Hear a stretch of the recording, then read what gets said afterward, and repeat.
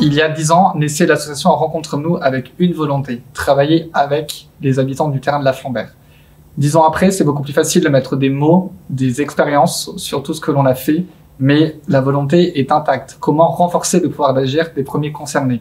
Les premiers concernés, ce sont eux, les habitants du terrain de la Flambert à Toulouse. Comment leur donner les armes pour reprendre la parole? Rencontre-nous nous aide beaucoup. On grandit avec elle et on avance.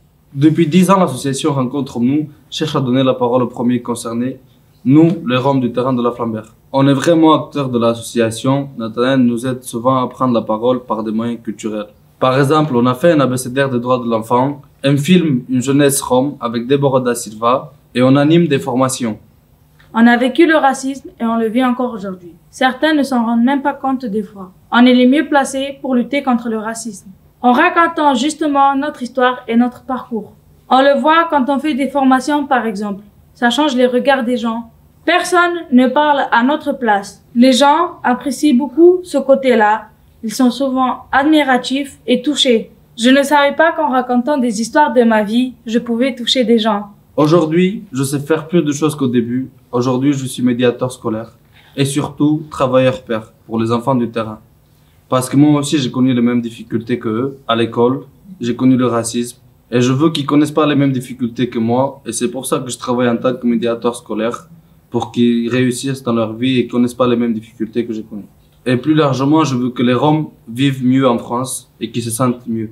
J'ai pris conscience que mon histoire et mon parcours, c'était une force dans ce combat. À l'école, l'absentéisme recule depuis 4 ans. On arrive à faire évoluer certaines mentalités. C'est long, mais on prend le temps. C'est difficile de prendre conscience qu'on a un rôle à jouer. Notre parole est très importante.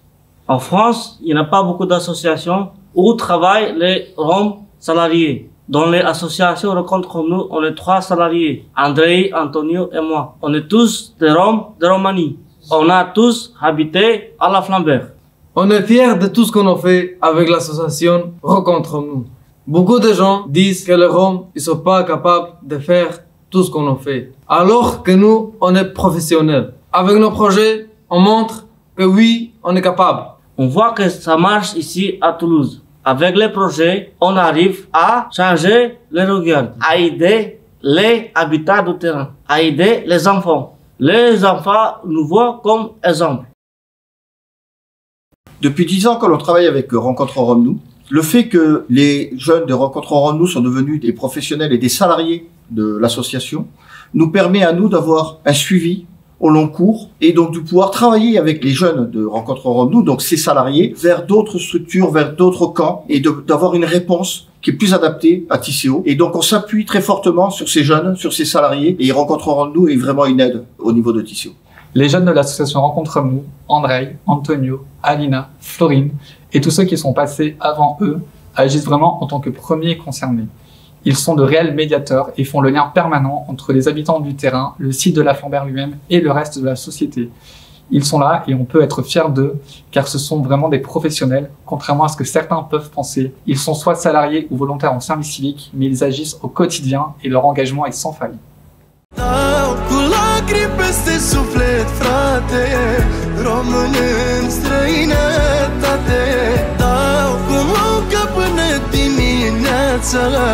Doamne, trec ani și viața, dau cu lacrimi peste